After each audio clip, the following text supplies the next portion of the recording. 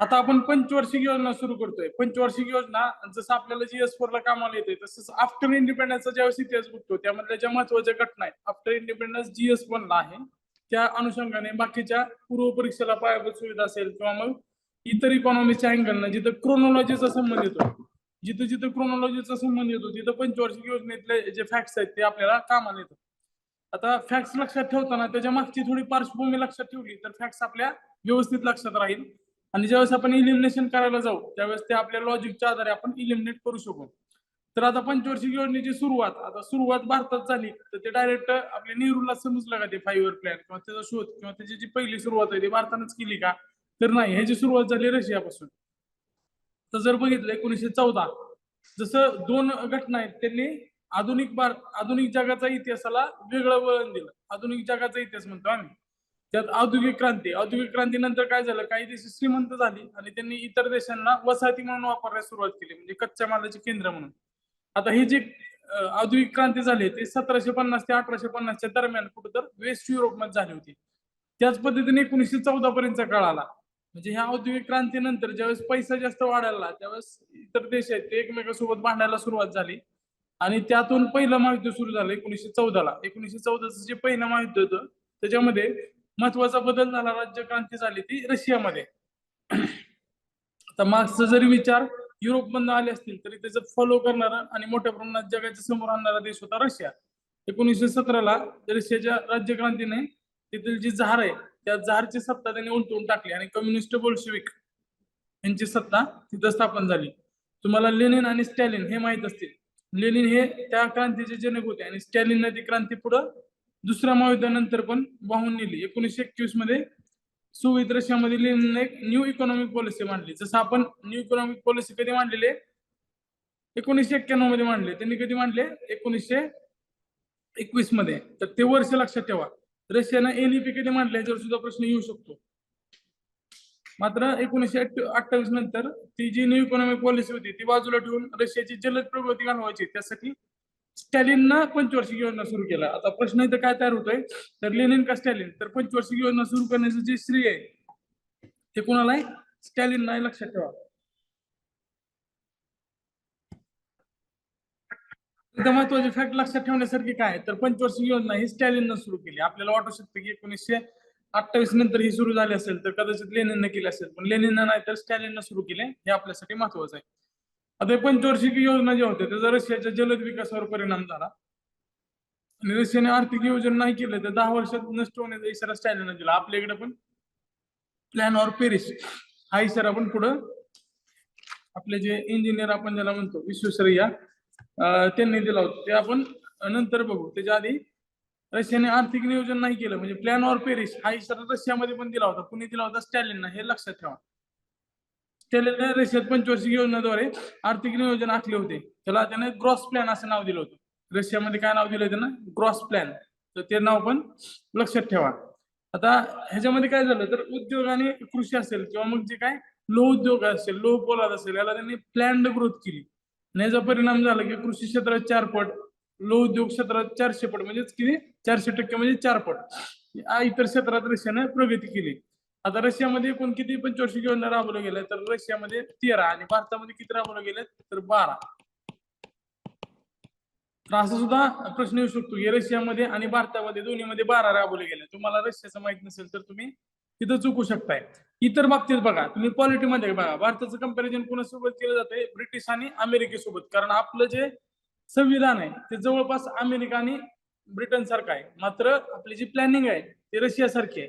तेव्हा आपलं कंपॅरिझन कोणासोबत येणार आहे तर रशिया सोबत. त्यामुळे लक्षात ठेवा रशियाने एकूण 13 आणि भारताने एकूण 12 या योजना राबवल्या. आता तुम्ही रोझेंटीन-रोडांचं मॉडेल बघितलं असेल. रोझेंटीन-रोडान काय म्हणते तर अर्थव्यवस्थेला छोटे छोटे गुंतवणूक ते वाया जातात, छोटे धक्के नाहीत तर बिग पुश पाहिजे. एक मोठा धक्का अर्थव्यवस्थेला बाहेर काढू शकतो आणि तो वेगात पुढे अर्थव्यवस्थेला घेऊन जाण्यासाठी कारणीभूत ठरू शकतो. तर बिग पुश मॉडेल रोझेंटीन-रोडान आहे आणि या बिग पुश मॉडेलचाच वापर उद्योग क्षेत्रात केला तर उद्योग क्षेत्र पुढे येऊ शकतं आणि त्या अर्थव्यवस्थेला ढकलू शकतो. हेरल्ड डोबरनं ह्या बिग पुश मॉडेलचाच पुढे वापर केला होता. रोडॉनचं बिग पुश मॉडेल ह्याच्यावर आधारित हेरल्ड डोमरचं प्रतिमान होतं. आता या सगळ्या पार्श्वभूमी होत्या त्या आपल्या पंचवार्षिक योजना सुरू करायला अनुकूल होत्या आणि ह्या गोष्टी कळण्यासाठी आपले पंडित नेहरू हे रशियामध्ये गेले होते आणि तिथे गेल्यानंतर त्या गोष्टीने ते प्रभावित झाले. आणि ज्यावेळेस आपला जो राज्यकर्ता आहे तो त्या गोष्टीने प्रभावित होतो, तर त्या देशात त्या पद्धतीने पुढील गोष्टी होण्याची शक्यता असते. आणि तसंच झालं. ज्यावेळेस ते तिकडे जाऊन आले त्याच्यानंतर मग भारतामध्ये मग ठरवलं त्यांनी की पंचवार्षिक योजना सुरू करायच्या. आता पंडित नेहरू स्वतः श्रीमंत होते, मात्र त्यांची जी आयडिओलॉजी होती ती समाजवादी होती, सोशलिस्ट होती. आणि इंदिरा गांधीने तर सांगितलं की आमचा सोशलिझमचा वेगळा ब्रँड आहे. तर अशी थोडी पार्श्वभूमी झाली. आता नियोजनाचा इतिहासाचा जर विचार केला तर स्वातंत्र्याच्या आधी तर या गोष्टी आपण विचार पण करू शकत नव्हतो, कारण हे निर्णय घेणं आपल्या हातात नव्हतंच. जेव्हा स्वातंत्र्य मिळालं त्यानंतर आपण पहिल्यांदा असं ठरवलं की आपल्या इथं पंचवार्षिक योजना सुरू करायच्या. 1950 मध्ये ज्यावेळेस आपलं संविधान लागू झालं त्यानंतर थोडी देशाला स्टेबिलिटी आली. पुढं लगेच 15 मार्च 1950 ला प्लॅनिंग कमिशनची स्थापना करण्यात आली. 15 मार्च ते 17 ऑगस्ट 2014 हे दोन्ही वर्ष लक्षात ठेवायचे. मी तुम्हाला परत लिहून देईन त्या गोष्टी. आता आर्थिक नियोजनासाठी काहीतरी ठोस प्लॅन तयार करायचा. ह्याच्यासाठी आधी काही गोष्टी होत होत्या, स्वातंत्र्याच्या आधी काय काय गोष्टी घडल्या. त्यामध्ये 1934 मध्ये विश्वेश्वरय्या यांनी the planned economy of India पुस्तकाचं नाव लक्षात राहू द्या, the planned economy of India, या पुस्तकात त्यांनी आपले विचार मांडले. विश्वेश्वरय्या माहिती आहे तुम्हाला, इंजिनियर्स डे हा त्यांच्या जन्मदिवशी साजरा करतो आपण. भारतातले एक महत्वाचे आणि प्रसिद्ध इंजिनियर. त्यांनी नियोजनाची प्लॅन किंवा रूपरेषा आखली होती. त्याच्यामध्ये त्यांनी औद्योगिकरणावर त्यासोबतच उद्योग क्षेत्रावर भर दिला, कारण आपली जी प्राथमिक क्षेत्रात असणारी लोकसंख्या आहे ती स्थानांतरित करून आपल्याला उद्योग क्षेत्रापर्यंत घेऊन जायची होती. कारण उद्योग क्षेत्रामध्ये जर गेली तर राहणीमान वाढेल, देशाचं उत्पन्न वाढेल आणि देशाची प्रगती होईल, असा विचार विश्वेश्वरय्याचा होता. आणि त्यांनी प्लॅन ऑर पेरिश असा नारा दिला. आता प्लॅन ऑर पेरिश, औद्योगिकरण करा किंवा सॉरी इंडस्ट्रियलाइज करा ऑर पेरिश, सॉरी इथे चुकलं माझं. प्लॅन ऑर पेरिश कोणी सांगितलं होतं? स्टॅलिनने सांगितलं होतं. यांनी प्लॅनच्या ठिकाणी इंडस्ट्रियलाइज म्हणजे औद्योगिकरण करा किंवा नष्ट व्हा असा नारा दिलाय. तर तुम्ही वरच्या साईडला लिहा, प्लॅन ऑर पेरिश स्टॅलिश इंडस्ट्रियलाइज ऑर पेरिश. इथं काय? विश्वेश्वरय्या. हे लिहून घ्या, पुस्तकाच्या वरच्या साईडला आहे. प्लॅन ऑर पेरिश कोण म्हणलं होतं? स्टॅलिन.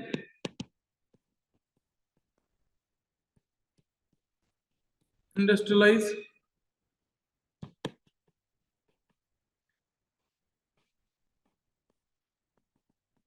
कोण म्हणलंय? विश्वेश्वरय्यांनी म्हणलंय. विश्वेश्वरय्या. आता पुस्तकातल्याच गोष्टी मी बऱ्यापैकी घेतोय, काय गोष्टी ज्या एक्स्ट्रा आहेत ते परत तुम्हाला लिहून देईन. कारण काय, आता ह्याच गोष्टी जरी केल्या तर ह्याच्या बाहेर प्रश्न गेलेला नाही मागच्या. जर तुम्ही बघा, कारण हे 11वी एडिशन आहे, बऱ्यापैकी गोष्टी तर आहेत. जिथं गरज लागेल, जिथं नवीन गोष्टी ऍड होईल, मी तुम्हाला पुस्तकातच ऍड करून देईन. त्यामुळे व्यवस्थित लक्ष द्या. आता पुढच्या टप्प्यात 1934 नंतर त्याच वेळेस 1934 मध्येच भारतातले जे प्रमुख उद्योगपती आहेत, जे फिक्की नावाची संस्था होती, federation of Indian chambers and commerce and industries, तर त्याच्या मार्फत NR सरकार यांच्या अध्यक्षतेखाली एक राष्ट्रीय योजना सुचवली. आता त्यावेळेसच्या फिक्की योजनेचे अध्यक्ष कोण होते ते महत्वाचं आहे. फिक्की योजनेचे अध्यक्ष होते NR सरकार. NR सरकार. आता ही जी होते ते इंडस्ट्रियलिस्ट होते यामध्ये, म्हणजे काय, ते स्वतः भांडवलदार होते. तरी पण त्याचं एक वैशिष्ट्य काय, तर त्यांनी लिझस फेअर म्हणजेच काय, मुक्त अर्थव्यवस्थेला विरोध केलाय आणि राष्ट्रीय नियोजन आयोगाची गरज बोलून दाखवली. मात्र 1929च्या मंदीतून बाहेर पडण्यासाठी केन्सवादी विचारसरणी म्हणजे काय, तर खर्च करा, आयुष करा, म्हणजे तूट येऊ द्या पण अर्थव्यवस्थेला पुढून घ्या. तर त्या गोष्टीचा विचार या फिक्कीने केला. फिक्कीची योजना जी होती ती केन्सवादी होती आणि त्यांनी भांडवलशाहीला विरोध केला. ह्या दोन गोष्टी लक्षात ठेवा.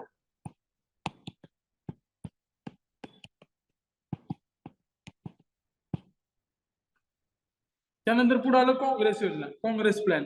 काँग्रेस प्लॅन माहिती आहे तुम्हाला, हरिपुरा इथं जे अधिवेशन भरलं होतं ते अध्यक्ष होतं 1938 ला सुभाषचंद्र बोस. आणि त्याच्या पुढच्याच वर्षी ते काँग्रेसमधनं बाहेर गेले. ते सगळा इतिहास तुम्ही GS1 मध्ये बघितला असेल.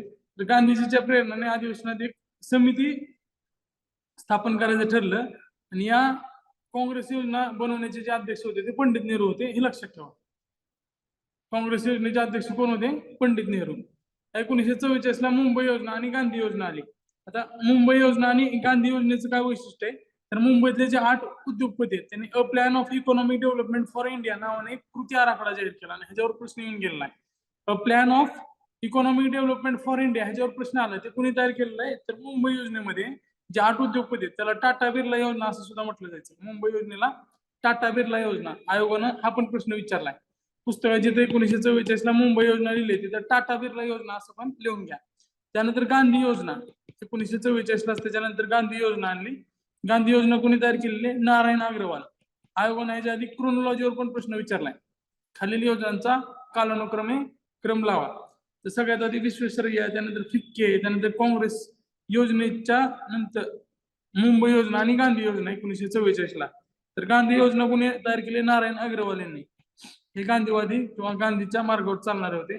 त्यानंतर पुढची योजना आहे मानवेंद्रनाथ रॉय, गांधी प्लॅन 1944, बॉम्बे प्लॅन 1944. त्यानंतर जनता योजना, पीपल्स प्लॅन म्हटलं जातं. इंग्लिशमध्ये पण लक्षात ठेवा, तुम्ही तिथं मानवेंद्रनाथ रॉयला जनता योजना शोधाल आणि आयोग प्रश्नामध्ये पीपल्स प्लॅन देईल आणि मराठीमध्ये जरी असं लिहिलं ते ना पीपल्स प्लॅन तर तुम्हाला तिथं समजणारच नाही की जनता योजना. तुम्ही जरी पाठ केला असेल, माहित असेल तुम्हाला मानवेंद्रनाथ रॉय यांनी लिहिली तरी पण तिथं नाहीच समजणार. त्यामुळं पीपल्स प्लॅनला काय लिहा? जनता योजना. पीपल्स प्लॅन पण लक्षात ठेवा. 1945 ला मानवेंद्रनाथ रॉय यांनी ती मांडली. आता जनता योजनेमध्ये काय असणार आहे तर मूलभूत सुविधा देणारे नियोजन असलं पाहिजे जेणेकरून गरिबापर्यंत विकास पोहोचला पाहिजे. हे मुंबई योजनेला असणार प्रत्युत्तर होतं. कारण ह्याच्यामध्ये PSU ला जास्त भर देण्यात आला होता बॉम्बे प्लॅन. त्यानंतर पुढे आली सर्वोदय योजना. सर्वोदय हा शब्द विनोबा भावेच्या संदर्भात वापरला जातो. विनोबा भावे यांनी सर्वोदय ही संकल्पना मांडली होती. सर्वोदय म्हणजे काय तर अहिंसा तत्वावर शोषण रहित असणारा समाज निर्माण करणे. तर JP ना ही योजना मांडली होती. JP हे विनोबा भावेचे पुढे शिष्य होते. तर सर्वोदय JP म्हणजे काय? जयप्रकाश नारायण. जयप्रकाश नारायण यांनी ही सर्वोदय योजना मांडली होती.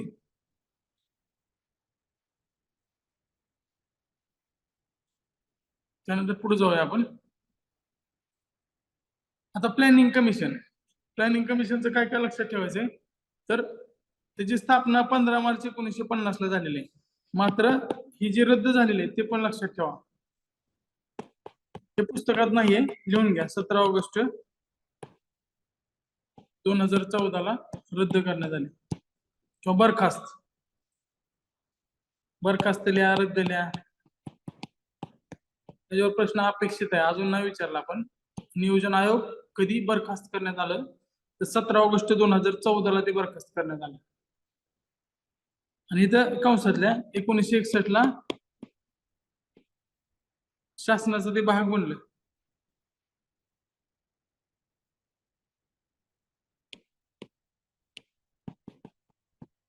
नियोजन आयोग आधी सरकारचा भाग नव्हतं. 1961 ला ते सरकारचा भाग बनलं. मात्र हे कुठलाही घटनात्मक नाहीये किंवा वैधानिक पण नाही. हे नोटिफिकेशन स्थापन झालेलं आहे. इथे खाली दिलेलंच आहे. 1961 मध्ये नियोजन मंडळ शासनाचा भाग बनलं.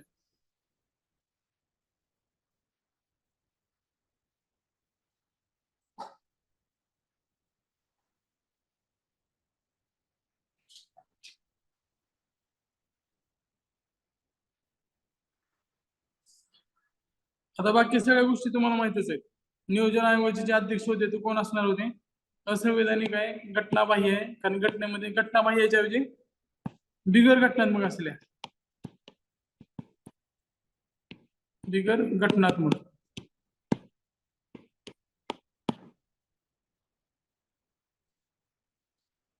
अवैधानिक आणि कायदेबाह्य. कारण नियोजन मंडळाची स्थापना संसदेच्या कार्यदाने करण्यात आलेली नाही, नोटिफिकेशन झालेले.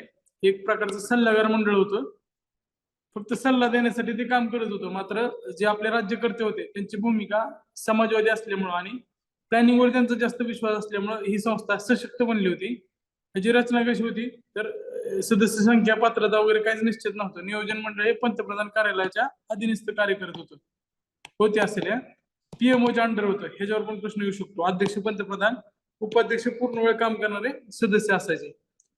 ज्यावेळेस मनमोहन सिंग होते त्यावेळेस मोन्टेक सिंग अहलुवालिया हे तुम्हाला नाव माहित असेल ते असायचे.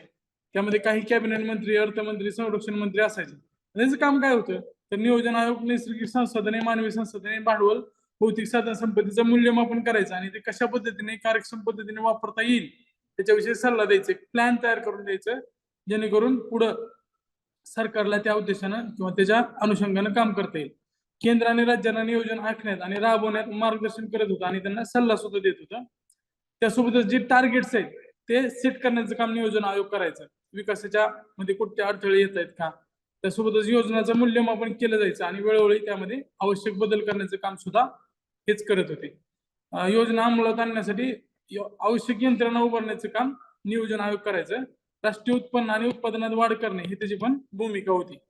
रोजगार निर्मिती होण्यासाठी लक्ष्य निर्धारित करून त्यासाठी उपाययोजना करणे. आता रोजगार निर्मिती म्हणजे काय, तर अशा उद्योगाला भर द्यायचा जेणेकरून रोजगार निर्मिती पण होईल आणि विकास पण होईल. तर त्यासाठी नियोजन आयोग सल्लागार संस्था म्हणून काम करायचं. सगळीकडे सल्लाच देत होता, मात्र राज्यकर्ते जे होते त्यांचा नियोजनावर विश्वास जास्त होता, त्यामुळे नियोजन आयोगाची ताकद वाढली होती.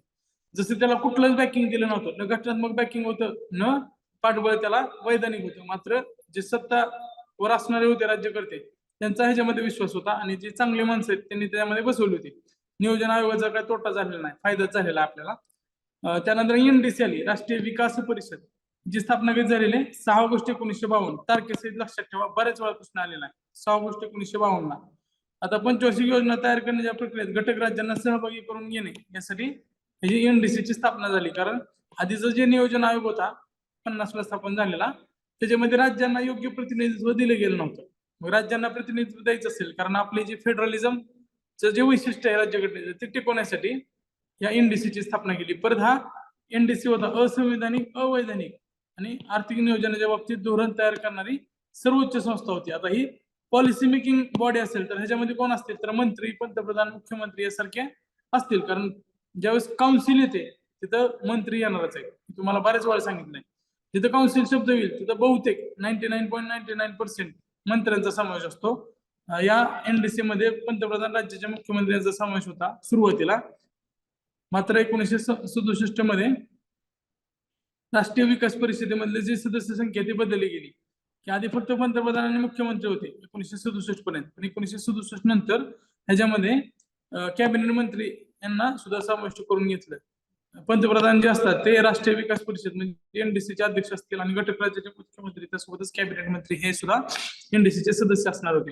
आणि त्याचं काम काय, तर जे नियोजन आयोगाने तयार केलेलं आहे त्याला मार्गदर्शक सूचना तयार देणे, योजनेच्या आराखड्यावर टीका टिप्पणी आणि दुरुस्ती सुचवणे. कारण प्लॅनिंग कमिशन कच्चा आराखडा तयार करून एनडीसी समोर मांडत होतं आणि एनडीसी त्याला फायनल मंजुरी देत होतं. एनडीसीला वाटलं तर त्यामध्ये चेंज पण करता येत होतं, कारण एनडीसी सगळ्यात स्ट्रॉंग बॉडी होती, ज्याला पूर्ण त्याला प्लॅनिंग कमिशनने जी तयार केलेली योजना असेल, प्लॅन असेल, त्याला पूर्ण संमती द्यायची, रद्द करायची, परीक्षण करायचं याचा पूर्ण अधिकार कोणाला होता, एनडीसीला होता.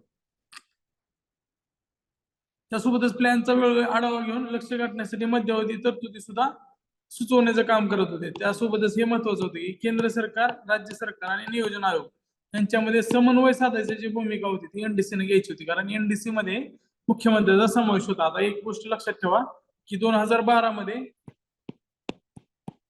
57वी शेवटची परिषद भरली होती.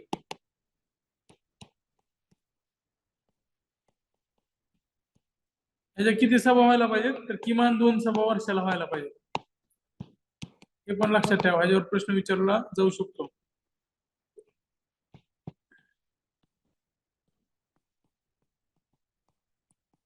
कारण बघा, एमडीसी आणि प्लॅनिंग कमिशन जरी रद्द झालं तरी त्यानंतर आयोगाने सिलेबस चेंज केला 20 मध्ये, तरी सुद्धा हा पार्ट वगळलेला नाहीये. कारण हा पार्ट महत्वाचा आहे आपल्या डेव्हलपमेंटसाठी, हा पार्ट महत्वाचा आहे. आयोगानं अजूनही हा पार्ट सिलेबस मधून वगळलेला नाहीये. त्यामुळं हे डिटेल मध्ये करा. जरी हे रद्द झालं असेल तरी पण हे व्यवस्थित असू द्या, व्यवस्थित करा.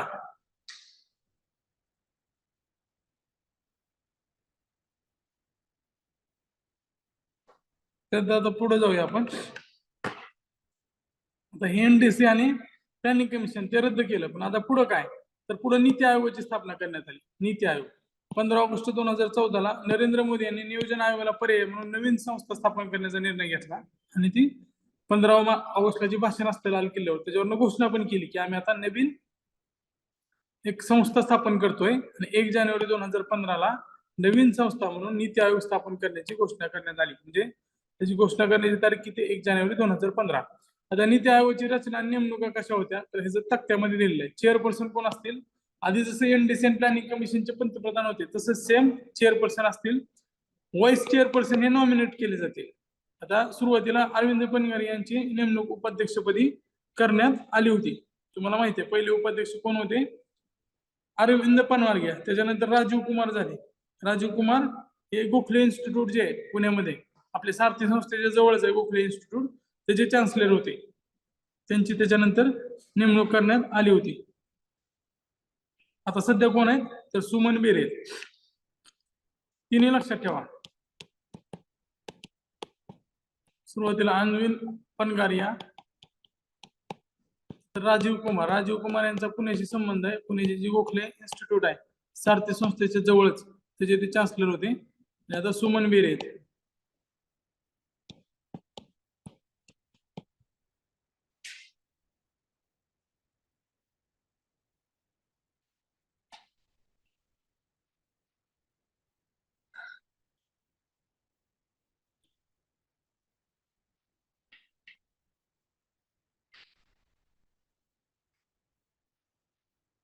त्यानंतर बघा सीईओ जे पद होतं ते दैनंदिन काम असेल किंवा जे कार्यकारी विंग असेल त्याच्यामध्ये कोऑर्डिनेशन करायचं काम या सीईओच होतं. तर सुरुवातीला जेव्हा सीईओची निवड झाली होती तेव्हा सिंधुश्री खुल्लर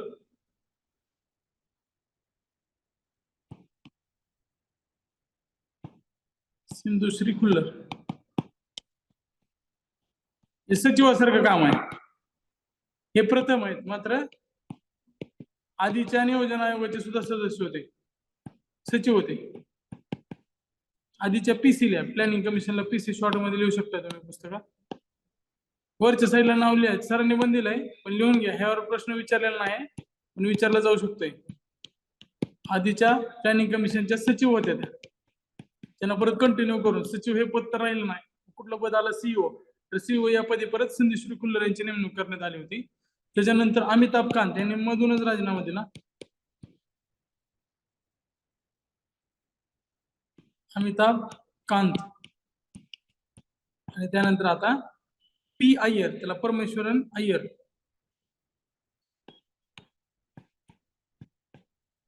यांची नेमणूक करण्यात आली होती.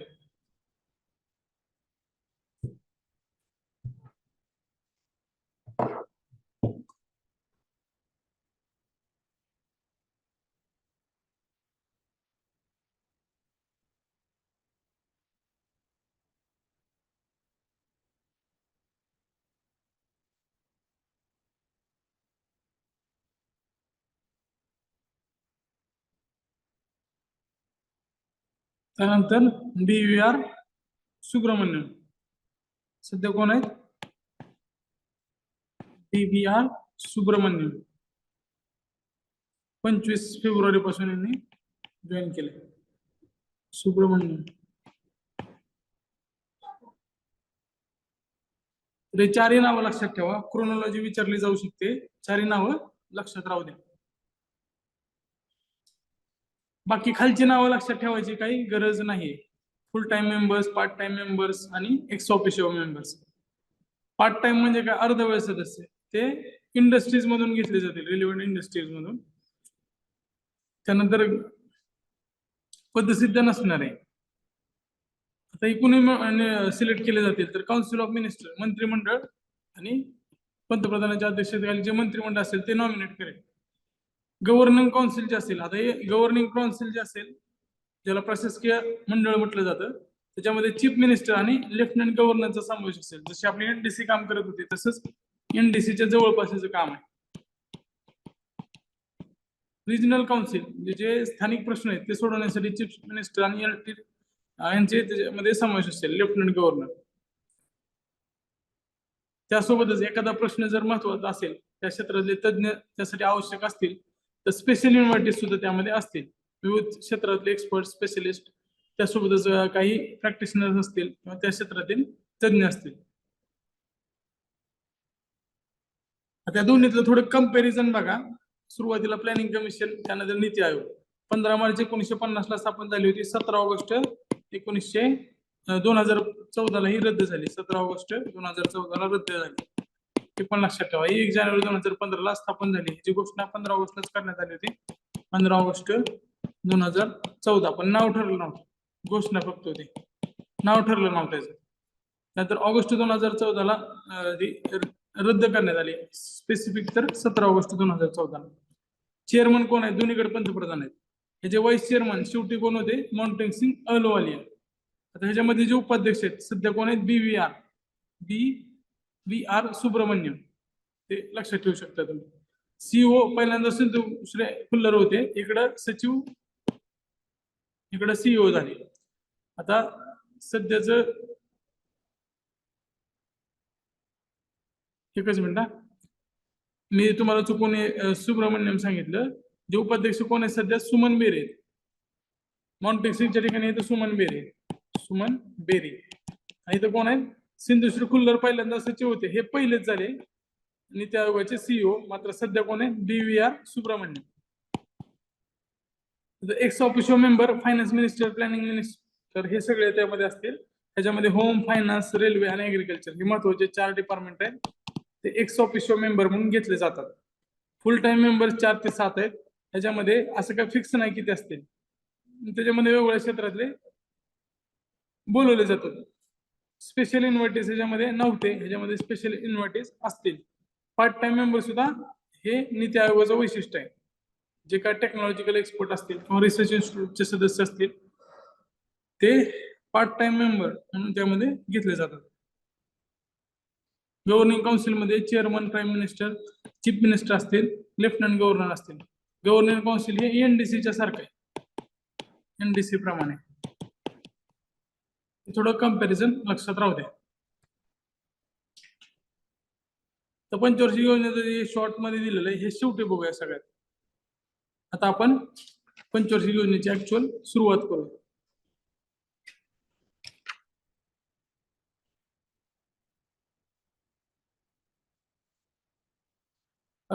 त्याच्या आधी मी तुम्हाला आहे ना महाराष्ट्राचं थोडंफार लिहून देतो.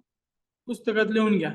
पुस्तकात नाहीये महाराष्ट्राच्या पंचवार्षिक योजनेच्या संदर्भात किंवा महाराष्ट्राच्या नियोजनाच्या संदर्भात ते प्रश्न पण येत आहेत.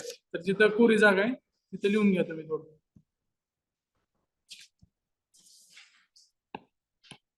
महाराष्ट्र राज्य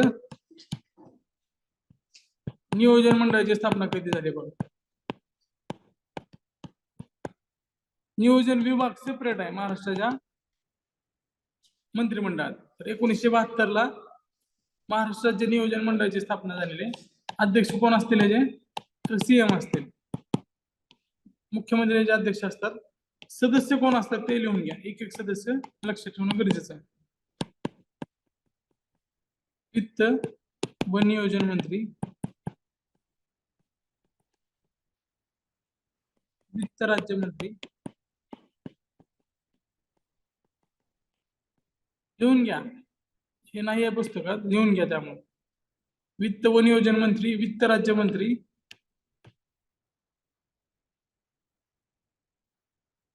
त्याच्यानंतर अध्यक्ष तिन्ही वैधानिक विकास महामंडळ.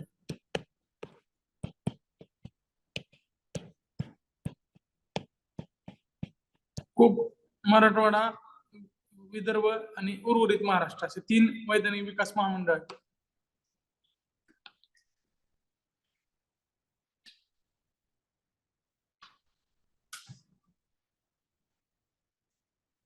त्यानंतर आदिवासी मंत्री,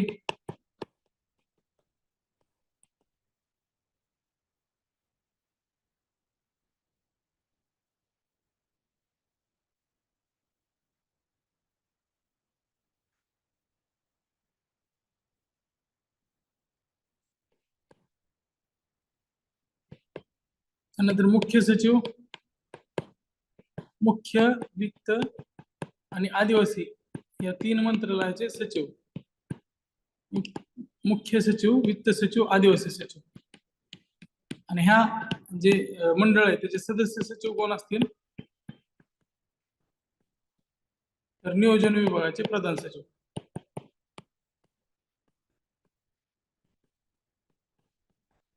खूप महत्वाचं आहे, लक्षात ठेवा.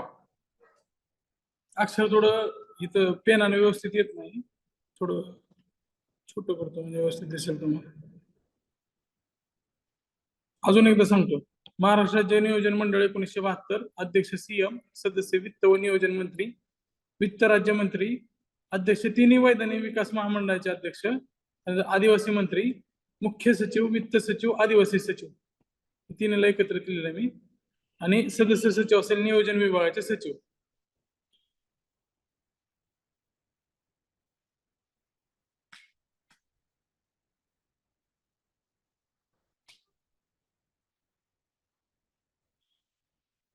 आता जिल्हा नियोजनाचा वर बरेच प्रश्न येतात. आता पालकमंत्र्यावरनं वाद सुद्धा सुरू आहे महाराष्ट्रात, त्यामुळे हे पण लक्षात ठेवा.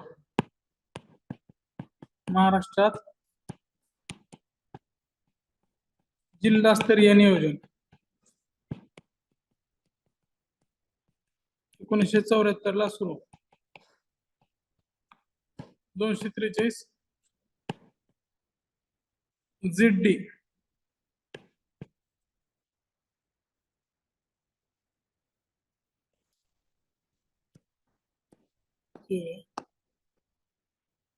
पहिल्यापासून लिहून देतो, हे राहिलेलं व्यवस्थित लिहून देतो. महाराष्ट्रात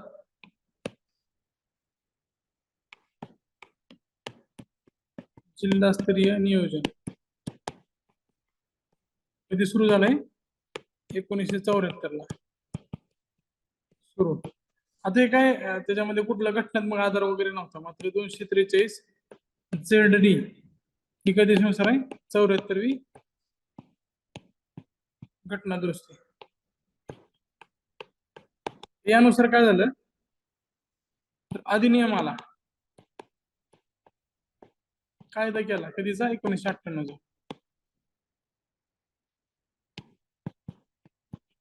यानुसार, या कायद्यानुसार जिल्हा नियोजन समिती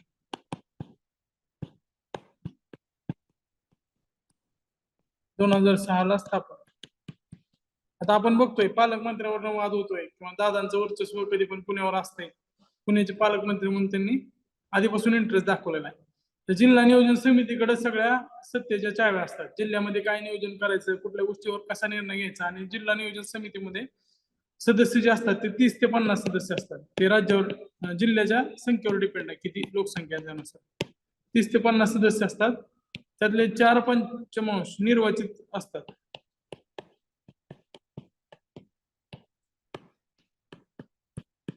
4 पंचमांश निर्वाचित म्हणजे काय, तर ZP सदस्य असतील, महानगरपालिकेचे असतील, नगरसेवक असतील, कुठले महापौर असतील, तर असे 4 पंचमांश निर्वाचित सदस्य असतात. आणि सचिव जे असतात ते कोण असतं? सचिव DM किंवा कलेक्टर. अध्यक्ष कोण असेल? पालकमंत्री. मग पालकमंत्री हे पद महत्वाचं काय, ते नियोजन समितीचा अध्यक्ष असतात. अध्यक्ष पालकमंत्री आणि सचिव DM.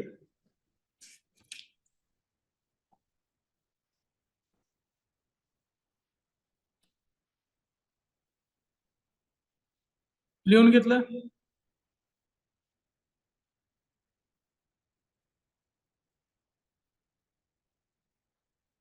लिहून घेतलं? पुस्तकातच लिहा, डिस्कशनच्या पुस्तकातच लिहा, जेणेकरून एका ठिकाणी तुम्हाला सगळ्या गोष्टी मिळतील.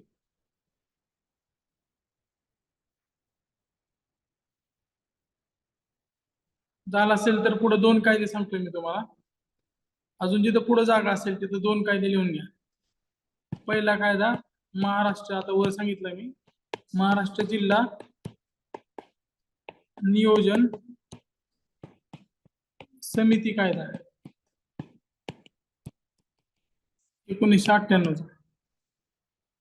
दुसरा महाराष्ट्र महानगर नियोजन समिती कायदा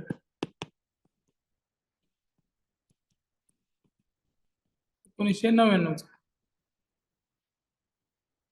जिल्हा नियोजन समिती कायदा आणि महानगर समिती नियोजन समिती कायदा.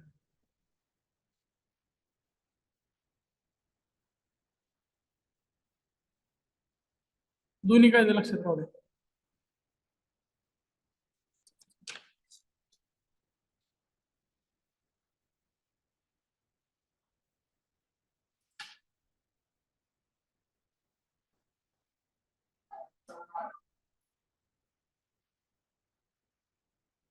आता जाऊया आपण पहिल्या योजनेवर.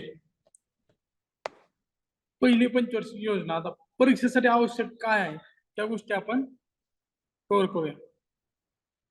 पहिली पंचवार्षिक योजना 1951 ते 56 हे तुम्हाला माहित आहे. 1 एप्रिलला सुरू झाली. प्रत्येक पंचवार्षिक योजना 1 एप्रिलला सुरू होते आणि त्या दुसऱ्या वर्षीच्या 31 मार्च पर्यंत चालतात. या बेसिक गोष्टी तुम्हाला माहिती आहे. 1 एप्रिल 1951 पासून सुरू होईल, 31 मार्च 1956 पर्यंत चालेल. आता यामध्ये प्रतिमान लक्षात ठेवणं गरजेचं आहे. या योजनेचं नाव होतं पुनरुत्थान, कारण नुकतं स्वातंत्र्य मिळालं होतं आणि आपलं रिजर्वेशन करणं गरजेचं होतं. अध्यक्ष त्यावेळेचे पंतप्रधान जवाहरलाल नेहरू आणि उपाध्यक्ष गुलजारीलाल नंदा, हे लक्षात राहू द्या. गुलजारीलाल नंदा बरेच वेळा म्हणजे आपण काळजीवाहू पंतप्रधान सुद्धा राहिलेले आहेत. ज्यावेळेस लालबहादूर शास्त्रीजींची किंवा जवाहरलाल नेहरूची डेथ झाली त्यावेळेस उपाध्यक्ष असलेले गुलजारीलाल नंदा यांनी तात्पुरत्या पंतप्रधानांनी सुद्धा भूमिका बजावलेली आहे. प्रतिमान कोणतं आहे? Harold Domar. हेरॉल्ड डोमरचं नाव आपण मागे बघितलं होतं, बिग पुश मॉडेल. एक मोठा धक्का घेतला पाहिजे आणि त्या धक्क्याने काय होईल, औद्योगिकरण मोठ्या प्रमाणात होईल आणि अर्थव्यवस्था बाहेर निघेल. त्याचा जो भर होता तो कृषीवर होता आणि जे राष्ट्रीय उत्पन्नातील वृद्धी दराचं लक्ष होतं ते 2.1 ठेवलं होतं, साध्य झालं होतं 3.6. त्याला आपण मोस्ट सक्सेसफुल म्हणू शकतो पर्सेंटेज नुसार. 2.1 ठेवून 3.60 3.6 हे दर आपण अचीव केलं होतं. त्याच्यामध्ये जर वाटा बघितला तर कृषी सिंचनाचा 31% वाटा होता वाढीमध्ये. त्यासोबतच वाहतूक दळणवळण 27% आणि सामाजिक सेवेवर 22% खर्च आपण करायचा ठरवलं होतं. खर्च सगळ्यात कुठे झालाय? कृषी सिंचन, कारण ह्याच्यावर जे भर होता मुख्य तो कृषी सिंचनवरच करायचा असं आपण आधीच ठरवलं होतं. आता चलनवाढ स्थिर होती, यामध्ये चलनवाढीचा दर कमी झाला आणि एकमेव योजना अशी होती पहिली योजना ज्याच्यामध्ये चलनवाढीचा दर निगेटिव्ह होता किंवा घटला. हे लक्षात ठेवा.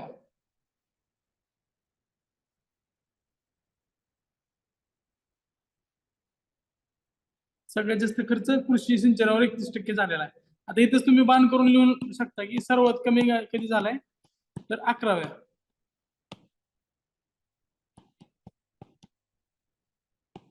फक्त 18% खर्च आपण कृषीवर केलेला आहे.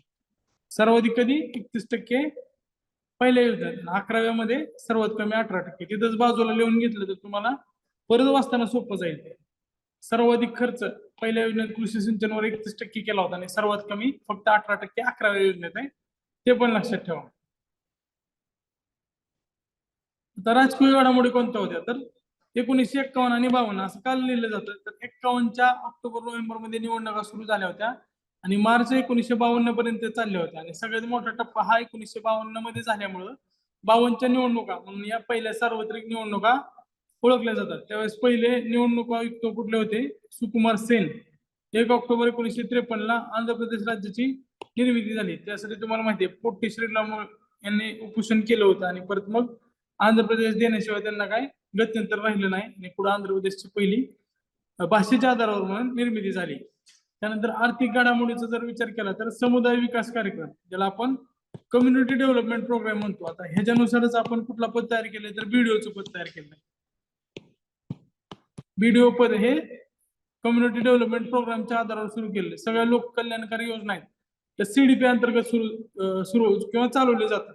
हा प्रश्न पण येऊ शकतो की बीडीओ या पदाची निर्मिती कुठल्या योजनेनंतर करण्यात आली तर कम्युनिटी डेव्हलपमेंट प्रोग्राम, समुदाय विकास कार्यक्रम 1952 ला सुरू झाला होता. तर नॅशनल एक्सटेन्शन स्कीम, आता ही जी होती 1952 चा कार्यक्रम, ह्याच्यामध्ये काही त्रुटी आल्या होत्या आणि यामध्ये काही त्रुटी आल्या ह्याच्याविषयी किंवा ह्यातल्या ज्या त्रुटी आहेत त्या दुरुस्त करण्यासाठी 1953 ला मग नॅशनल एक्सटेन्शन स्कीम सुरू करण्यात आली.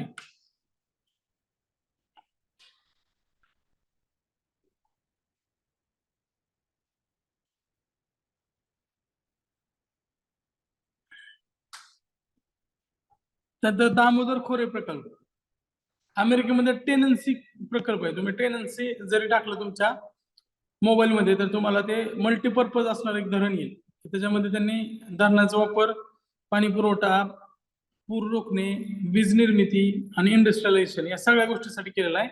त्या आधारावर दामोदर नदी प्रकल्प सुरू केला जेणेकरून प्रत्येक क्षेत्रात डेव्हलपमेंट करता येईल. त्यामध्ये पहिलं तिलैया धरण बाराकर नदीवर, मैथॉन बाराकर नदीवर, कोनार नदीवर आणि पानशेत पुण्याच्या जवळ पण आहे आणि दामोदर नदीवर सुद्धा ओडिसामध्ये आहे. तर पानशेत दामोदर हे लक्षात ठेवा. आपल्याकडे पण पानशेत धरण आहे, पण तिकडे पण पानशेत धरण दामोदर नदीवर आहे, हे लक्षात ठेवा. त्यानंतर भाकरा नांगल प्रकल्प हा ड्रीम प्रोजेक्ट होता नेहरूंचा. 17 नोव्हेंबर 1955 ला सतलज नदीवर, नदी पण लक्षात ठेवा, भाकरा कशावर आहे? सतलजवर आहे. तर सतलज नदीवर भाकरा नांगल प्रकल्प 17 नोव्हेंबर 1955 ला करण्यात आला होता. भाकरा सतलज नदी आणि नांगल सुद्धा सतलज नदी. मात्र भाकरा जे आहे ते हिमाचल मध्ये बिलासपूर इथे गोविंद सागर जलाशय त्या जलाशयाचं नाव आहे. गुरु गोविंद सिंग यांच्या नावावरनं दिलेलं आहे. भारतातल्या मोठ्या जलाशयामध्ये इंद्रा सागर मध्य प्रदेशमध्ये सगळ्यात मोठं आहे, त्यानंतर नागार्जुन सागर आणि त्यानंतर गोविंद सागर. तिन्ही नावं लक्षात असू द्या. नांगल जे धरण आहे ते सतलज नदीवर पंजाबमध्ये, भाकरा हिमाचल मध्ये बिलासपूरला आहे, लक्षात राहू द्या. त्यानंतर कोसी, कोसी हे धरण नेपाळ आणि भारत यांच्यात करार होऊन कोसी धरण बांधण्यात आले. नेपाळचे दुःखाश्रू म्हणून कोसीला ओळखलं जातं, कारण ते सारखं प्रवाह बदलते. नेपाळ आणि भारतात करार होऊन कोसी नदीवर, किंवा आपण बिहारचे दुःखाश्रू सुद्धा कोसीला म्हणतो, कारण त्याचा जो इम्पॅक्ट आहे तो बिहारवर पडतो. नेपाळमधून ते बिहारमध्ये वाहत येते. हिराकूड धरण ओडिशामधल्या संबलपूर जवळ 1957 मध्ये महानदीवर हे धरण बांधण्यात आलं. जगातलं सर्वात जास्त लांबीचं मातीचं धरण आणि मानवनिर्मित धरण हे हिराकूड धरण आहे, ओडिशाच्या संबलपूरमध्ये. महानदी, महानदीचं पुढचं पात्र त्यामुळेच कमी झालेलं आहे, कारण बरेच पाणी हिराकूड धरण अडवून ठेवतो. त्यानंतर काय महत्वाचे फॅक्ट्स विचारले जातात ते टेब्युलर फॉर्म मध्ये दिलेले आहेत. सिंद्री खत कारखाना सुरू करण्यात आला होता. सिंद्री खत कारखाना हा पहिला मोठा खत कारखाना आहे, जो झारखंड मधल्या धनबाद जिल्ह्यात 1951 ला स्थापन करण्यात आला. 74 ला त्याची पुनर्रचना केली. आता धनबादवर गँग्स ऑफ वासेपूर मध्ये तुम्ही बघितलं असेल आधीची कशी अवस्था होती. त्याच्यानंतर खत कारखाना आला, काही दिवसानंतर कोळसा उद्योग हा खूप मोठा झाला तिथं, आणि कोळशावर आधारित तिथली सगळी अर्थव्यवस्था आहे. तर चितरंजन लोकोमोटिव्ह वर्क्स, आता महिजाम नावाचं जे गाव होतं वेस्ट बेंगॉलमध्ये, त्याला चितरंजन दास यांचं नाव दिलं, आणि तिथं एक रेल्वे इंजिन निर्मिती करणारा कारखाना सुरू करण्यात आला. महिजाम या गावास चितरंजन असं नाव दिलेलं आहे. तर त्याचं जुनं नाव विचारलं जाऊ शकतं.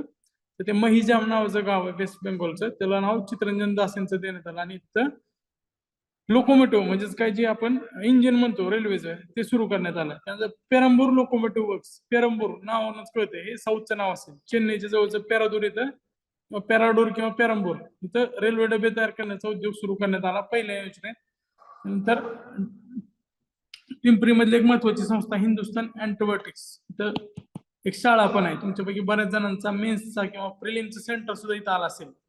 WHO आणि युनिसेफच्या मदतीने पिंपरी पुणे इथं 1954 मध्ये देशात स्वस्त औषध पुरवण्यासाठी हिंदुस्थान अँटिबायोटिकची संस्था स्थापन करण्यात आली. आता सुद्धा मलेरिया असेल किंवा मग पेनिसिलिन असेल ते मोठ्या प्रमाणात हिंदुस्थान अँटिबायोटिक्स तयार करते. ही सरकारची संस्था होती, पब्लिक सेक्टर अंडरटेकिंग होतं. आता SBI ची जी स्थापना आहे खूप महत्वाची आहे. एडी गोरवाला समितीच्या शिफारशीनुसार इम्पेरियल बँक कोणती, जी 1921 ला स्थापन केली होती. Bank of Bengal, bank of Madras आणि बँक ऑफ बॉम्बे यांच्या एकत्रीकरणात जी इम्पेरियल बँक स्थापन केली होती, ह्याचं परत 1 जुलै 1955 ला स्टेट बँक ऑफ इंडिया असं नामकरण करण्यात आलं, आणि सरकारनं स्वतःच्या ताब्यात घेतली. सरकारनं त्याचं नॅशनलायझेशन केलं. ICICI कॉर्पोरेशन याची स्थापना 5 जानेवारी 1955 ला करण्यात आली होती. ICICI मध्ये बराच बदल झालेला आहे. State bank of India Gorwala समिती लक्षात ठेवा, 5 जानेवारीला ICICI ची स्थापना. त्याचं नाव पण industrial credit investment corporation of India, ICICI चं पूर्ण लॉंग फॉर्म आहे. आता या योजनेचं वैशिष्ट्य काय, तर किमतीचा निर्देशांक कमी झाला होता, बरोबर आहे का?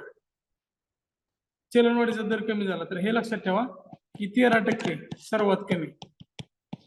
काही जर विचारले तर 13% सर्वात कमी जो किमतीचा निर्देशांक झालेला आहे, ते लक्षात ठेवा. त्यानंतर दुसरी पंचवार्षिक योजना 1956 ते 1961 दरम्यान राबवली होती. या योजनेला भौतिकवादी योजना असं म्हटलं जातं. असं का म्हटलं जातं, तर त्याच्यावर उद्योगावर भर देण्यात आला होता. अध्यक्ष CM जवाहरलाल नेहरू असतील, मात्र उपाध्यक्ष TT कृष्णमाचारी हे आले होते. एक मिनिट, हे TTचं VT करा, हे चुकलंय सरांकडनं, पण पुस्तकात पण TT दिलंय का? इथं VT करा, VT कृष्णमाचारी होते.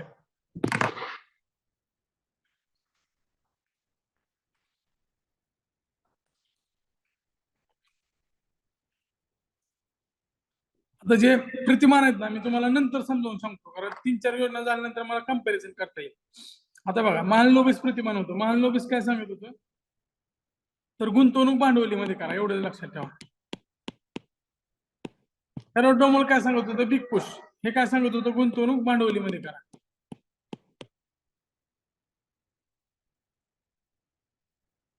आता यांनी उद्योगात सांगितलंय, उद्योगाचा आत्मा काय, तर रोड्स आणि ट्रान्सपोर्टेशन. त्यामुळे वाहतूक आणि दळणवळणामध्ये 28% खर्च करण्यात आला, उद्योगावर 24%, आणि कृषीचा जो खर्च 31% होता पहिल्या योजनेत, तो कमी करून फक्त 20% करण्यात आला. आता ह्याच्यामध्ये काय झाली, तर चलनवाढ मोठ्या प्रमाणात झाली. अन्नधान्याचं उत्पादन हे 82 मिलियन टन झालं. लक्ष 4.5 होतं, पण साध्य केलं का, तर नाही. 4.2% एवढंच साध्य झालं. आता राजकीय घडामोडीचा जर विचार केला, तर जागतिक स्तरावर एक अस्थिरता तयार झाली होती, कारण सुएज कालव्याचा प्रश्न समोर आला होता. इजिप्त आणि ब्रिटन या दोघांनी याच्यावर मालकी सांगितली होती, आणि त्याच प्रश्नावर सिनाई सिनाई हे तिथलं एक हे द्वीपकल्प आहे, त्याला सिनाई असं म्हणतात. सिनाईवर पेटलंय. त्याचा भारताच्या व्यापारावर परिणाम झाला, कारण ब्रिटन आणि तेलाचं जे त्यावेळेसचे गल्फ कंट्रीज आहेत, इजिप्तच्या आसपास आहेत ना, त्यांच्याशी भारताचा मोठ्या प्रमाणात व्यापार होता. त्याचा परकीय व्यापारावर भारतावर परिणाम झाला सुएज कालव्याच्या प्रश्नावर. महाराष्ट्राची निर्मिती करण्यात आली 1 मे 1960 ला. ही सगळ्यात महत्वाची घटना आहे. त्याच्यामध्ये संयुक्त महाराष्ट्र समिती, महागुजरात समिती आंदोलन वगैरे तुम्ही GS1 मध्ये बघितलेला आहे. आता योजना अंतर्गत कुठला कुठला विकास झाला, तर दुसरं औद्योगिक धोरण आलं 30 एप्रिल 1956 ला. हे तारिखेसहित लक्षात ठेवा. 1955 ला आवडी अधिवेशन झालं होतं. ह्याच्यामध्ये काँग्रेसनं समाजवादी भूमिका स्वीकारली होती, आणि काँग्रेस म्हणजे भारत असं त्यावेळेसचं वैशिष्ट्य होतं. आता नरेंद्र मोदींनी जे स्वीकारलं ते भारताला लागू होत आहे, कारण त्यांचं काळ चालू आहे सध्या.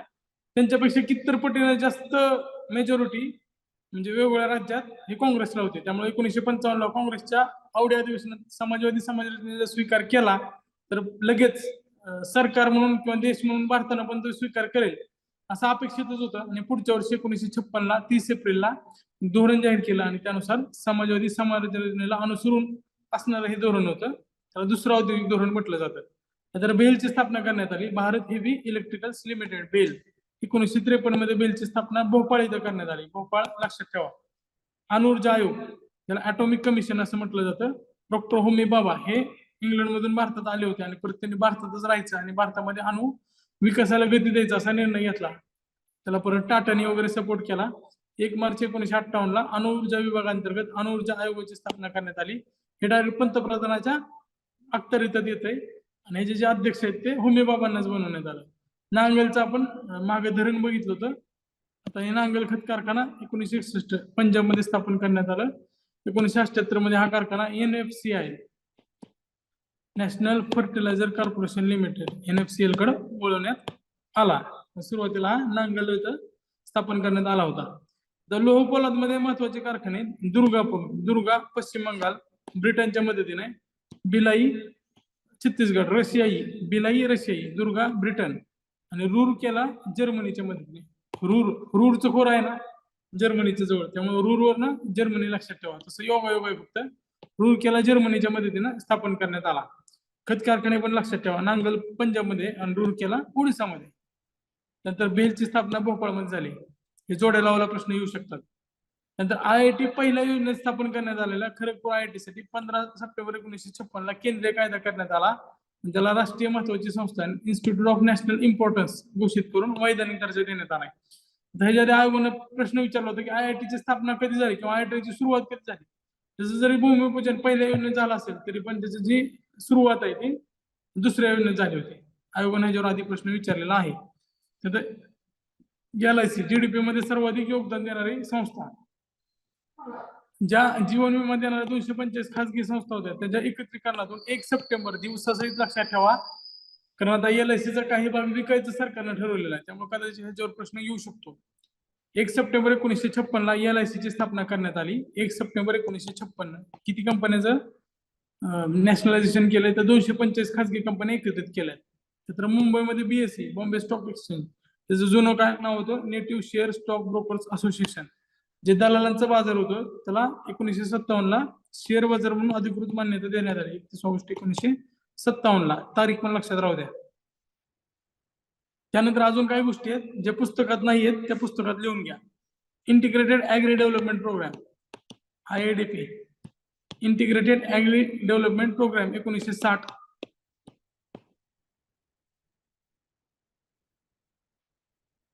Integrated agri district programme, agri district. इथं ऍग्री डिस्ट्रिक्ट असं जरी लिहिलं ना तुम्हाला लक्षात राहील. जर प्रश्न विचारलेला आहे पुस्तकात नाही त्यामुळं लक्षात ठेवा.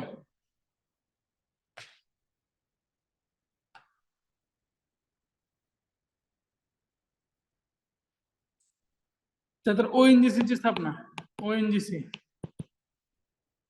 14 ऑगस्ट 1956.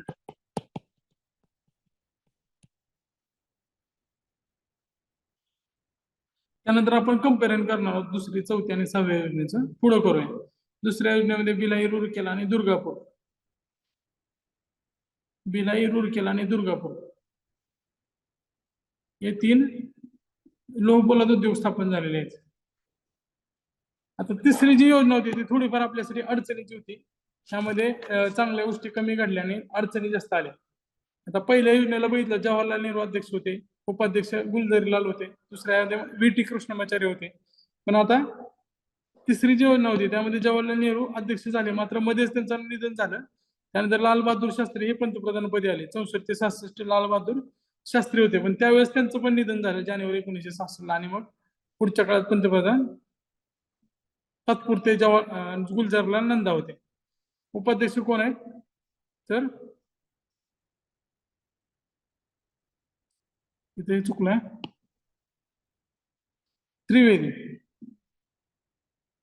CM त्रिवेदी आणि मेहता. तिसरा त्रिवेदी हे लक्षात राहील, त्रिवेदी मेहता हे 2 उपाध्यक्ष त्याला लाभले. चुकून एक कॉपी पेस्ट झालंय का?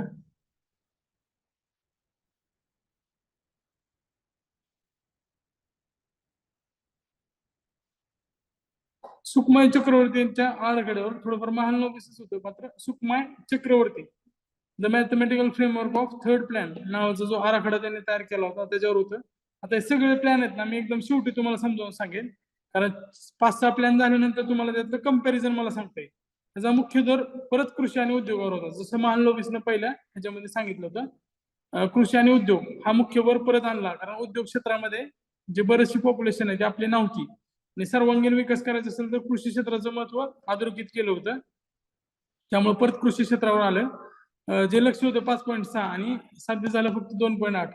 आतापर्यंत सर्वाधिक अपयशी किंवा आतापर्यंत अपयशी असण्यापैकी ही एक योजना होती. त्याच्यामध्ये 2-3 धक्के बसलेले आहेत. दुष्काळ असेल किंवा भारत पाकिस्तान युद्ध असेल किंवा मग चीन सोबतचं जे युद्ध झालं असेल, म्हणजे युद्ध नव्हतं, चीन सोबत सीमावाद होता खरं तर, पण तो पुढं 62 ला युद्धामध्ये परिवर्तित झाला. सुरुवातीचा चीन ज्या हालचाली होत्या किंवा तिबेटला आपण सपोर्ट दिलं होतं, सीमावाद होता, त्याचं पुढे रूपांतर 62 ला युद्धामध्ये झालं. 65 ला पाकिस्तान सोबत युद्ध झालं. तर या सगळ्या गोष्टीमुळं भारताच्या अर्थव्यवस्थेचा जो सगळा खर्च आहे तो वाहतूक दळणवळण उद्योगाच्या ऐवजी मग युद्धाकडे वळवावा लागला आणि त्यामुळे ही योजना बऱ्या प्रमाणात अपयशी झाली असं आपण म्हणू शकतो. ह्याच्यामध्ये वाहतूक दळणवळण आणि उद्योगावर 25% आणि 23% खर्च करायचं ठरवलं होतं. कृषी सिंचनावर आता 21% खर्च आपण करायचं ठरवलं. म्हणजे जे 20% होतं ते 1% फक्त वाढवलं. मात्र या योजनेमध्ये चलनवाढीचा दर हा भरमसाठ वाढला आणि अन्नधान्याचं उत्पादन घटलं. फक्त 72.4 मिलियन टन एवढं उत्पादन झालं. आणि पुढे मग आपल्याला 3 वार्षिक योजना राबवाव्या लागल्या, कारण अर्थव्यवस्था मोडकळीस आली होती. भारत चीन युद्ध 1962 युद्धामुळे योजनेवरील सर्व खर्च हा संरक्षण क्षेत्राकडे वळवावा लागला. आपलं जे नॉर्थ ईस्ट होतं त्याच्यावर आपण एवढं जास्त लक्ष दिलं नव्हतं. तिथले रस्ते, पायाभूत सुविधा विकसित केल्या नव्हत्या, कारण भारताला चीनवर विश्वास होता. कारण चीन ज्यावेळेस सत्तेवर आला त्यावेळेस चीनच्या त्या राजवटीला पहिला पाठिंबा देणारा देश भारत होता. हिंदी चीनी बाई बाई असा नारा आपण त्यावेळेस देत होतो. मात्र नेहरूची ही अपेक्षा फोल ठरली. 1962 ला चीनने भारतावर आक्रमण केलं आणि एकतर्फी युद्धबंदी पण करून टाकली. अरुणाचल प्रदेशच्या काही भागावर आज सुद्धा किंवा इकडच्या डोकलामच्या प्रदेशात तो बऱ्याच वेळा वाद करतोय. आणि वरच्या साईडला जम्मू काश्मीरच्या लडाखचा वरचा प्रदेश तो सुद्धा चीननं अक्साई चीन म्हणून त्यांच्या स्वतःच्या ताब्यात घेतलेला आहे. तर पुढच्या टप्प्यात भारत पाकिस्तान युद्ध 1965 झालं. एप्रिल 1965 ते सप्टेंबर 1965 या काळात काश्मीरमध्ये पाकिस्ताननं ऑपरेशन जिब्राल्टर आणि जम्मूमध्ये ग्रँड स्लॅम सुरू केलं. मात्र भारतानं दोन्ही आघाड्यावर त्यांना पराभूत केलं. पुढे 10 जानेवारी 1966 ताश्कंदमध्ये भारत पाकिस्तान दरम्यान युद्धबंदी करार करण्यात आला आणि या रात्रीच लालबहादूर शास्त्री यांचा मृत्यू झाला. तो संशयास्पद होता, त्याच्यावर बरेचसे म्हणजे मूवी पण आला होता मध्ये, मात्र तो वादाचा विषय. त्या दिवशी रात्री हार्ट अटॅकनं सरकारी दस्तावेजानुसार लालबहादूर शास्त्रीजींचा मृत्यू झाला होता. त्याच वेळेस गोवा मुक्ती संग्राम एकसष्टला झालं. टी.बी. कुन्हा लोहिया यांनी सुरू केलेल्या चळवळीनुसार डिसेंबर 1961 मध्ये एक सैन्य कारवाई करण्यात आली आणि गोवा पोर्तुगीजापासून मुक्त करण्यात आला. 12वी घटना दुरुस्ती करून गोवा आणि दीव दमन यांना केंद्रशासित प्रदेशाचा तात्पुरता दर्जा दिला. पुढे 87 मध्ये गोवा राज्य म्हणून पुढे आला. नागालँडच्या निर्मितीनंतर एफिसूच्या आंदोलनामुळे नागालँडचा हा प्रदेश केंद्रशासित म्हणून आणि 1957 मध्ये घोषित करण्यात आला होता. तो 1963 मध्ये 13व्या घटना दुरुस्तीनुसार नागालँडला राज्याचा दर्जा दिला. आपण लक्षात ठेवले 12वी, 13वी, 14वी, 12वा गोवा, 13 नागालँड, 14 चेरी म्हणजे पॉंडिचेरी, हे लक्षात ठेवलेलं आहे आपण पॉलिटीमध्ये. त्यानंतर योजना अंतर्गत विकासाचा जर विचार केला तर कृषी किंमत आयोग. आता यामध्ये काय होतं की बऱ्याच शेतीविषयी समित्या बसल्या होत्या आणि त्याच्यामध्ये कृषी क्षेत्रासाठी किमती ठरवल्या जाव्यात आणि सरकारला ते मॉनिटर करावेत अशी मागणी केली होती. त्यानुसार दांतवाला यांच्या अध्यक्षतेखालील जी एपीसी होती, ऍग्रिकल्चर प्राइस कमिटी, त्यांनी शिफारस केल्याप्रमाणे ती स्थापन करण्यात आली. 1985 ला या ऍग्रिकल्चर प्राइस कमिटीचं रूपांतर सीएसीपी मध्ये झालं. त्याचं नाव काय तर commission for agriculture cost and price, CACP. आधीची ऍग्रिकल्चर प्राइस कमिटी होती एपीसी, तिचं रूपांतर सीएसीपी मध्ये झालं. 1964 मध्ये अन्न महामंडळ कायदा संमत करून 14 जानेवारी 1965 ला एफसीआय ची स्थापना झाली, food corporation of India. Thanjavur हे पहिलं जिल्हा कार्यालय सुरू करण्यात आलं. बँकिंगचा जो विचार केला तर आयडीबीआय आणि युटीआय एकाच दिवशी स्थापन झालेलं. युटीआयचं सध्या रूपांतर होऊन वेगवेगळ्या त्याच्यामध्ये ट्रान्झॅक्शन मध्ये जाऊन युटीआयचे रूपांतर आता ऍक्सिस बँकेत झालेलं आहे. ऍक्सिस बँक ही प्रायव्हेट बँक आहे. सरकारनं म्हणजे त्या शेअर घोटाळा वगैरे बऱ्याच गोष्टी घडल्या आणि युटीआयचं रूपांतर युनिट ट्रस्ट ऑफ इंडियाचं रूपांतर आता ऍक्सिस बँकेत झालेलं आहे. 1 जुलै 1964 ऍक्सिस बँक आणि 1 जुलै 1955 सेम दिवस आहे. 1 जुलै 1964 खाली लिहून पण घेऊ शकता तुम्ही. ऍक्सिस बँकच्या युटीआय ह्याचं परत रूपांतर ऍक्सिस बँकेत झालं, आयडीबीआय. आणि 1 जुलै 1955 ला काय एसबीआय. बरोबर आहे का? तारखा तर लक्षात राहिल्या पाहिजे. आपण पुढे इंटिग्रेटेड ऍग्री डिस्ट्रिक्ट प्लॅन बघितलं होतं पहिल्या योजनेत. तसंच हे आयएपी इंटिग्रेटेड ऍग्री एरिया प्रोग्राम.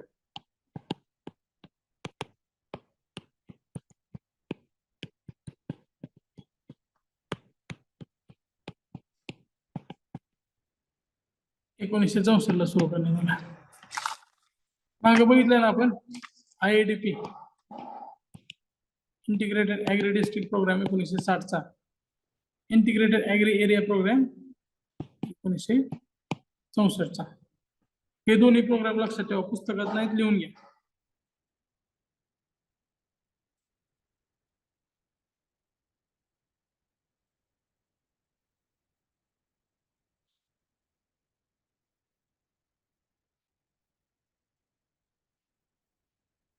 आता अजून एक वैशिष्ट्य पुस्तकात लिहून घ्या, हे नाहीये, लिहून घ्या.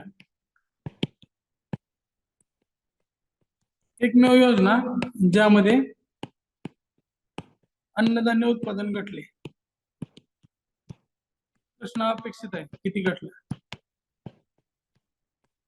तर 82 वरून 72 मिलियन टन अन्नधान्य घटलं होतं.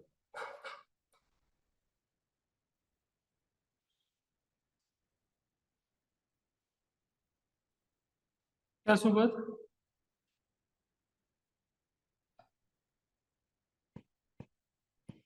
जीडीपी ग्रोथ 2.8% व दरडोई उत्पन्न वाढ ऋणात्मक होती, कारण लोकसंख्या त्या तुलनेत जास्त वाढली होती, त्यामुळे दरडोई उत्पन्न वाढ ऋणात्मक होती. हे लक्षात ठेवा. दरडोई उत्पन्न वाढ ही ऋणात्मक होती, हे या योजनेचं वैशिष्ट्य आहे.